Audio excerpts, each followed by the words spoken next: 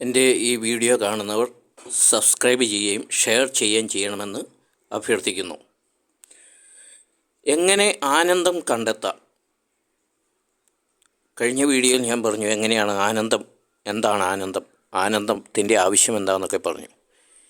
ഇനി പ്രാക്ടിക്കൽ സൈഡാണ് ഞാൻ പറയുന്നത്. എങ്ങനെ നമുക്ക് ഒരു ക്രിസ്ത്യാനിക്ക്, ഒരു ക്രിസ്തു ശിഷ്യന് എങ്ങനെ ആനന്ദം കണ്ടെത്താം എന്നാണ് പറയാൻ പോകുന്നത്. ഈ സ്വർഗീയ ആനന്ദം അല്ലെങ്കിൽ ഈശോ പറഞ്ഞ ആനന്ദം നമുക്ക് കണ്ടെത്താനുള്ള എളുപ്പമാർഗം എന്ന് പറയുന്നത് ഈ നമ്മുടെ ദൈവവചനം ബൈബിൾ നിരന്തരം വായിച്ചാൽ മതി. ഇപ്പോൾ മറ്റ് പല ആത്മീയ സംവിധാനങ്ങളിലും ഇങ്ങനെ വലിയ വലിയ നീണ്ട യാത്രകൾ, തപസ്സുകൾ, ഒത്തിരി കർമ്മങ്ങൾ, ഒത്തിരി കാര്യങ്ങൾ ചെയ്താലാണ് ഈ ആനന്ദത്തിൽ എത്തിച്ചേരാൻ പറ്റുകയുള്ളൂ. പക്ഷേ ഒരു ക്രിസ്ത്യാനിയെ സംബന്ധിച്ച്, ഒരു ക്രിസ്തു ശിഷ്യനെ സംബന്ധിച്ച് ഈശോ പറഞ്ഞ ആ നിത്യ ആനന്ദം അല്ലെങ്കിൽ ആത്മീയ ആനന്ദം അല്ലെങ്കിൽ സ്വർഗീയ ആനന്ദം കിട്ടാൻ, അതിൽ എത്തിച്ചേരാനായിട്ട് വളരെ നിസ്സാരമായിട്ടുള്ള മാർഗ്ഗമാണത്. നിരന്തരം ബൈബിൾ വായിക്കുക. ഞാനെൻ്റെ വീഡിയോയുടെയൊക്കെ ആരംഭ കാലഘട്ടത്തിൽ ബൈബിളിൻ്റെ പ്രാധാന്യത്തെക്കുറിച്ചും ബൈബിൾ വായനയെക്കുറിച്ചൊക്കെ ഞാൻ പറഞ്ഞിട്ടുണ്ട്. അപ്പോൾ ഇനി എങ്ങനെ വായിച്ചാൽ ഈ ആനന്ദം കിട്ടും എന്ന് ചോദിച്ചു കഴിഞ്ഞാൽ അതിനുള്ള എളുപ്പമാർഗ്ഗമെന്ന് പറയുന്നത് 119 സങ്കീർത്തനമാണ്. കാരണം ഞാനിത് വർഷങ്ങളായിട്ട് ഞാൻ ഈ 119 സങ്കീർത്തനം വായിച്ച് ധ്യാനിക്കുന്ന ഒരാളാണ്. ഇത് ഈ 119 സങ്കീർത്തനം എനിക്കാരും പറഞ്ഞു തന്നതല്ല. എന്നെ സംബന്ധിച്ച് എൻ്റെ ജീവിതത്തിൽ ഇന്ന് വരെ എനിക്കൊരു ആത്മീയ ഗുരുവോ അല്ലെങ്കിൽ അങ്ങനെ ഒരു ആളൊന്നുമില്ല. എന്നെ ഈശോ നേരിട്ട് പരിശീലിപ്പിക്കുകയും പഠിപ്പിക്കുകയും ചെയ്യുകയാണ് ചെയ്തത്. അതിൻ്റെയൊക്കെ വെളിച്ചത്തിലാണ് ഈ കാര്യങ്ങളൊക്കെ ഞാൻ പറയുന്നത്. ഇതൊക്കെ എൻ്റെ അനുഭവങ്ങളാണ്. അപ്പോൾ എങ്ങനെ നമുക്ക് ആത്മീയ ആനന്ദം കണ്ടെത്താം എന്ന് ചോദിച്ചാൽ 119 സങ്കീർത്തനം തുടർച്ചയായിട്ട് ഒരു 20 ദിവസമെങ്കിലും വായിച്ചു കഴിഞ്ഞാൽ നമുക്ക് ഈ ആനന്ദത്തിൻ്റെ ഒരു ചെറിയൊരു അംശം നമുക്ക് കിട്ടും. തുടർന്ന് നമ്മൾ നിരന്തരം ദൈവവചനം വായിക്കും തോറും ഈ ആനന്ദം ഇങ്ങനെ വർദ്ധിച്ചുകൊണ്ടിരിക്കും. ഇപ്പോൾ എൻ്റെ അനുഭവത്തിൽ ഞാൻ പറഞ്ഞു കഴിഞ്ഞാൽ എൻ്റെ ജീവിതത്തിൻ്റെ വലിയ സഹനങ്ങളുടെ, പ്രതിസന്ധിയുടെയൊക്കെ കാലത്ത് ഞാനിങ്ങനെ ബൈബിൾ വായിക്കാൻ തുടങ്ങിയ കാലത്ത് ചെറിയ ഒരു സന്തോഷവും സമാധാനമൊക്കെ കിട്ടിത്തുടങ്ങി. അങ്ങനെ ഈ ദൈവവചനം ഇങ്ങനെ നിരന്തരം വായിക്കും തോറും, ഇങ്ങനെ മുന്നോട്ട് പോകും തോറും ഈ ദൈവവചനം വായിക്കണം എന്നുള്ള ചിന്ത വരുമ്പോൾ തന്നെ വലിയൊരു ആനന്ദം കിട്ടും. അതെന്ന് വെച്ച് കഴിഞ്ഞാൽ നമ്മളിപ്പോൾ ഒരു നല്ല സിനിമയെക്കുറിച്ച് കേട്ടു, ആ സിനിമ കാണാൻ പോകണം എന്നൊക്കെ ചിന്തിക്കുമ്പോൾ തന്നെ നമുക്ക് വലിയൊരു സന്തോഷം കിട്ടും എന്ന് പറഞ്ഞ പോലെ തന്നെ വീട്ടിൽ ചെന്നിട്ട് ബൈബിൾ വായിക്കാലോ എന്നൊരു വലിയൊരു സന്തോഷം. പലപ്പോഴും വലിയ പ്രതിസന്ധി ഉണ്ടാകുമ്പോൾ ഇങ്ങനെ എന്നെ നയിച്ച ഒരു സന്തോഷം, ഒരു ആനന്ദമാണത്. ഇപ്പോൾ ഈ പണിയൊക്കെ കഴിഞ്ഞ് വീട്ടിൽ ചെല്ലുമ്പോൾ പ്രത്യേകിച്ച് ചിലരൊക്കെ സീരിയൽ കാണാമെന്നുള്ള ആവേശത്തിൽ വരുന്ന പോലെ തന്നെ എന്നെ സംബന്ധിച്ച് എൻ്റെ ജീവിതത്തിൻ്റെ വലിയ കഠിനമായിട്ടുള്ള സമയങ്ങളിൽ ഞാൻ എപ്പോഴും വീട്ടിലേക്ക് വന്നുകൊണ്ടിരുന്നത് ബൈബിൾ വായിക്കാലോ എന്നുള്ള വലിയൊരു സന്തോഷത്തിലാണ്, ആ ഒരു വലിയ ആനന്ദത്തിലാണ്. അപ്പോൾ ഇതുമായിട്ട് എൻ്റെ ജീവിതത്തിൽ എന്നെ സംബന്ധിച്ച് വളരെ ഹൃദയസ്പർശിയായ, എൻ്റെ ജീവിതത്തിനോട് വളരെ ചേർന്ന് നിൽക്കുന്ന ഒരു വചനം കൂടിയുണ്ട്. സങ്കീർത്തനം 119:92. സങ്കീർത്തനങ്ങൾ 119:92. അങ്ങയുടെ പ്രമാണം എൻ്റെ ആനന്ദമായിരുന്നില്ലെങ്കിൽ എൻ്റെ ദുരിതത്തിൽ ഞാൻ നശിച്ചു പോകുമായിരുന്നു. ആ വചനം ഇങ്ങനെയാണ്: അങ്ങയുടെ പ്രമാണം എൻ്റെ ആനന്ദമായിരുന്നില്ലെങ്കിൽ എൻ്റെ ദുരിതത്തിൽ ഞാൻ നശിച്ചു പോകുമായിരുന്നു. ഇതെന്നെ സംബന്ധിച്ച് വളരെ അർത്ഥവത്തായ ഒരു വചനമാണ്. കാരണം അതിന് മാത്രം സഹനങ്ങളും വേദനകളും ദുഃഖങ്ങളും ഒക്കെ ആയിട്ട് ഇങ്ങനെ അലിഞ്ഞു തിരിഞ്ഞ് നടക്കുമ്പോൾ സ്വാഭാവികമായിട്ടും ചില മനുഷ്യർ ഇങ്ങനെ മദ്യത്തിനും അല്ലെങ്കിൽ ദുശീലങ്ങൾക്ക് അടിമപ്പെട്ട് നശിക്കുകയാണ് ചെയ്യുന്നത്.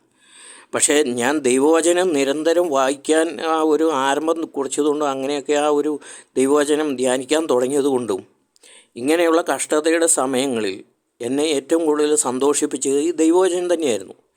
അപ്പോൾ ഇങ്ങനെ വായിക്കുമ്പോൾ ഈ വചനം കണ്ടെത്തിയപ്പോൾ എനിക്ക് വളരെ സന്തോഷം തോന്നി. ഇത് എന്തൊരു സത്യമാണ് എഴുതി വെച്ചിരിക്കുന്നത്. എൻ്റെ ജീവിതത്തിൽ ഞാൻ പറഞ്ഞല്ലോ, എന്നെ സംബന്ധിച്ച് ഈ കഷ്ടതയുടെ സമയത്ത് ബൈബിൾ വായിക്കുക എന്നൊരു ചിന്ത തന്നെ എനിക്ക് വലിയൊരു സന്തോഷം തന്നു. അല്ലാതെ സിനിമ കാണാമെന്നോ അല്ലെങ്കിൽ മറ്റേ കൂട്ടുകാരുടെ കൂടെ നടക്കാമെന്നോ അല്ലെങ്കിൽ ആരോടെങ്കിലും എൻ്റെ ദുഃഖങ്ങൾ പങ്കുവെക്കാമെന്നുള്ള ചിന്തയൊന്നും അല്ല എനിക്ക് സന്തോഷവും ആശ്വാസം നൽകിയത്. എന്നെ ഏറ്റവും കൂടുതൽ സന്തോഷിപ്പിക്കുകയും എനിക്ക് വലിയ ആശ്വാസം നൽകിയത് ഈ ദൈവവചനമാണ്. പ്രത്യേകിച്ച് 119 സങ്കീർത്തനം. അതിങ്ങനെ വായിക്കും തോറും കൂടുതൽ ദൈവവചനം വായിക്കണം എന്നുള്ള ചിന്ത കൂടുകയും അല്ലെങ്കിൽ അതിനുള്ള വലിയ ദാഹവും ആഗ്രഹമൊക്കെ എന്നെ വർദ്ധിക്കുകയാണ് ചെയ്തത്. അങ്ങനെയാണ് ഞാൻ ഇപ്പോൾ നിങ്ങളോട് ഈ പറയുന്ന ഒരു കണ്ടീഷനിൽ എത്തിയത്. അല്ലാതെ എന്നെ ഇതാരും പഠിപ്പിച്ചതോ അല്ലെങ്കിൽ എനിക്കിത് പറഞ്ഞു തന്നോ അങ്ങനെയൊന്നുമല്ല. എനിക്കിങ്ങനെ ഞാൻ പറഞ്ഞു ആത്മീയ പിതാക്കന്മാർ എന്ന് പറയുന്നൊന്നുമില്ല. ഇങ്ങനെ പരിശുദ്ധാത്മാവ് എന്നെ പഠിപ്പിച്ചു എന്ന് മാത്രമേ എനിക്ക് പറയാനുള്ളൂ. അപ്പോൾ ഇന്നാണെങ്കിലും ഈ ആനന്ദത്തിൻ്റെ പ്രത്യേകത എന്ന് വെച്ച് കഴിഞ്ഞാൽ അത് ജീവിത അവസാനം വരെ ഈ ആനന്ദം നമ്മുടെ കൂടെ ഉണ്ടായിരിക്കും. ഒരിക്കൽ നമ്മൾ ബൈബിളൊക്കെ വായിച്ച് ശീലിച്ച് ഇങ്ങനെ പ്രാർത്ഥിക്കുകയൊക്കെ ചെയ്യാൻ തുടങ്ങിക്കഴിഞ്ഞാൽ നമുക്ക് എന്തൊക്കെ പ്രതിസന്ധി ഉണ്ടെങ്കിലും നമുക്ക് വേദനയും ദുഃഖമൊക്കെ ഉണ്ടാവുമെങ്കിലും നമുക്ക് ആ ഒരു വലിയ ദുരിതത്തിലൊന്നും എത്തിച്ചേരുകയില്ല. നമ്മുടെ ഉള്ളിൽ എപ്പോഴും ധൈര്യമുണ്ട്. വൈകിട്ട് ബൈബിൾ വായിക്കാം, ദൈവവചനം സഹായിക്കും, ഈശോ കൂടെയുണ്ട്. ആ സ്വർഗീയ ആനന്ദത്തെക്കുറിച്ച് ഓർക്കുമ്പോഴുള്ള ഒരു വലിയ ധൈര്യം, വലിയ സന്തോഷം, അതാണ് മുന്നോട്ട് നയിക്കുന്നത്.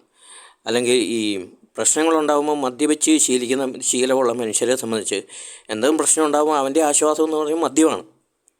അപ്പോൾ അതിലാണ് അവൻ്റെ സന്തോഷം. അതുകൊണ്ട് എന്തെങ്കിലും പ്രശ്നം ഉണ്ടായിക്കഴിഞ്ഞാൽ അന്നേരം ഓടും. എവിടുന്നെങ്കിലും ഒരു 2 പെഗ് മേടിച്ചടിക്കാനായിട്ട് ഓടും എന്ന് പറഞ്ഞ പോലെയായിരുന്നു എൻ്റെ അവസ്ഥ. അല്ലെങ്കിൽ ഇന്നും ഏറെക്കുറെ ഇതൊക്കെ തന്നെയാണ് എൻ്റെ അവസ്ഥ. അപ്പോൾ അതുകൊണ്ടാണ് ഞാൻ പറയുന്നത്, നിങ്ങൾ നിരന്തരം നിങ്ങൾക്ക് ഈ സ്വർഗീയ ആനന്ദം, ഈശോ വാഗ്ദാനം ചെയ്ത ആനന്ദം നിങ്ങൾക്ക് ലഭിക്കണമെങ്കിൽ നിങ്ങൾ നിരന്തരം ദൈവവചനം വായിക്കുക. ദൈവവചനം വായിക്കുമ്പോൾ ക്രമേണ ഇങ്ങനെ നമ്മുടെ ഉള്ളിലേക്ക് ഈ സ്വർഗീയ ആനന്ദം കടന്നു വരും. അത് നമുക്കറിയാം. അത് വായിച്ചിട്ടുള്ളവർക്കൊക്കെ അറിയാം. അല്ലെങ്കിൽ നിരന്തരം വായിക്കുന്നവർക്കറിയാം ഞാൻ ഈ പറയുന്നത് സത്യമാണോ അല്ലയോ എന്ന്. തന്നെയല്ല, എനിക്ക് ഒത്തിരി ഈ ബൈബിൾ വായിക്കുമ്പോൾ ഒത്തിരി അനുഭവങ്ങളുണ്ടായിട്ടുണ്ട്. അതായത് ബൈബിൾ ആദ്യകാലങ്ങളിലൊക്കെ എടുക്കുമ്പോൾ നമുക്ക് വലിയ സന്തോഷമൊന്നും തോന്നിയില്ലെങ്കിലും വായിക്കും തോറും ഈ പുസ്തകം, ഈ ബൈബിൾ കാണുമ്പോൾ തന്നെ ഒരു സന്തോഷമാണ്. അത് കയ്യിലെടുക്കുമ്പോഴത്തേക്കും വല്ലാത്ത ഒരു ശരീരം മുഴുവൻ കോരിത്തെരിക്കുന്നു, അല്ലെങ്കിൽ ശരീരം മുഴുവൻ ചൂടാകുന്ന പോലത്തെ ഒരു അവസ്ഥ. പ്രത്യേകിച്ച് ഹൃദയഭാഗമൊക്കെ ഭയങ്കരമായിട്ട് ചൂടായി ഭയങ്കര ഒരു ശക്തി ലഭിക്കുന്ന പോലെ നമുക്ക് ഒരു അസാധാരണ ശക്തി ഉള്ളിലേക്ക് പ്രവേശിക്കുന്ന പോലെ നമുക്ക് തോന്നും. എനിക്ക് തോന്നിയിട്ടുണ്ട്. അപ്പോൾ ഇങ്ങനെയൊക്കെയുള്ള കണ്ണുകളിലൊക്കെ ഭയങ്കര ചൂട് അനുഭവപ്പെടുക, പിന്നെ വാക്കുകൾ വളരെ ഷാർപ്പാകുക, പിന്നെ അങ്ങനെ ഒത്തിരി കാര്യങ്ങളുണ്ട്. അപ്പോൾ ഞാൻ ചുരുക്കി പറഞ്ഞ ഇതാണ്, എങ്ങനെയാണ് ആനന്ദം ലഭിക്കുന്നത്, സ്വർഗീയ ആനന്ദം, ഈശോ പറഞ്ഞ ആ നിത്യജീവൻ്റെ ആനന്ദം എങ്ങനെ നമുക്ക് എളുപ്പം കരസ്ഥമാക്കാം എന്ന് ചോദിച്ചു കഴിഞ്ഞാൽ അതിനുള്ള എളുപ്പമാർഗം എന്താണ് എന്ന് പറഞ്ഞാൽ ഇതാണ്: ദൈവവചനം നിരന്തരം വായിക്കുക. പ്രത്യേകിച്ച് 119 സങ്കീർത്തനം നിരന്തരം വായിച്ചു കഴിഞ്ഞാൽ, ഞാൻ പറഞ്ഞില്ല അതിനെക്കുറിച്ച് ഞാൻ മുമ്പ് വീഡിയോ ചെയ്തിട്ടുണ്ട്, എങ്കിലും അതിനെക്കുറിച്ച് ഡീറ്റെയിൽഡായിട്ടാണ് പറയുന്നത്. നമ്മൾ ഉദ്ദേശിക്കുന്നതിനപ്പുറത്തേക്കുള്ള ഒരു ആത്മീയ പുരോഗതിയിലേക്കും ഈശോയോടുള്ള വലിയ അഗാധമായ സ്നേഹത്തിലേക്ക് നമുക്ക് വളരാൻ പറ്റും. പരിശുദ്ധാത്മാവ് നമ്മളെ നയിക്കും. അതോടൊപ്പം തന്നെ ഒത്തിരി ആത്മീയ കൃപകൾ, അനുഗ്രഹങ്ങളൊക്കെ നമുക്ക് കിട്ടും. ഭൗതികമായ അനുഗ്രഹങ്ങളെക്കാൾ ഉപരിയായിട്ട് ആത്മീയമായിട്ടുള്ള അനുഗ്രഹങ്ങളും കൃപകളും ഈ ദൈവവചന ഭാഗത്തിലൂടെ 119 സങ്കീർത്തനം നിരന്തരം വായിക്കുന്നതിലൂടെ നമുക്ക് ലഭിക്കും. അങ്ങനെ നമ്മൾ ആത്മീയമായിട്ട് വളരെ ശക്തരായ മനുഷ്യരായി മാറും.